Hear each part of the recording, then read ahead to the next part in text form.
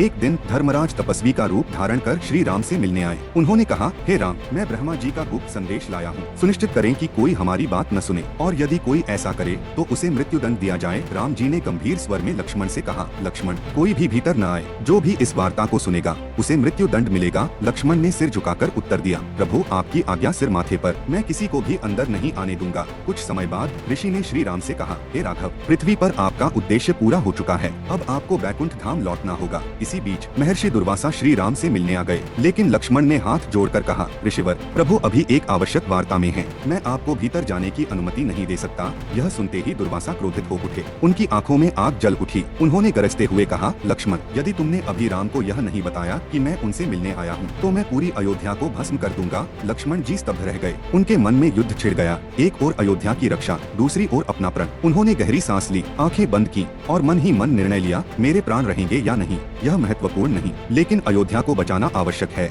उन्होंने झट से दरवाजा खोला और भीतर चले गए। श्री राम की आंखें चौड़ी हो गयी, वे स्तब्ध रह गए, उनके हृदय में पीड़ा थी। यह क्या हुआ? ऋषि के जाने के बाद श्री राम ने लक्ष्मण की ओर देखा, उनकी आंखें छलक पड़ी, उनका हृदय भारी हो गया। वे धीमे स्वर में बोले, लक्ष्मण, अब मेरे पास तुम्हें अस्वीकार करने के अलावा कोई और विकल्प नहीं है। लक्ष्मण चुपचाप खड़े रहे, उन्होंने अपनी पीड़ा को भीतर ही समेट लिया। कुछ समय बाद उन्होंने श्री राम की अनुमति ली और सरयू नदी के तट की ओर चल दिए। उन्होंने फिर कभी पीछे मुड़कर नहीं देखा, न अपने घर की ओर, न अपने भाई की ओर, बस अपने अंतिम पथ की ओर बढ़ते चले गए।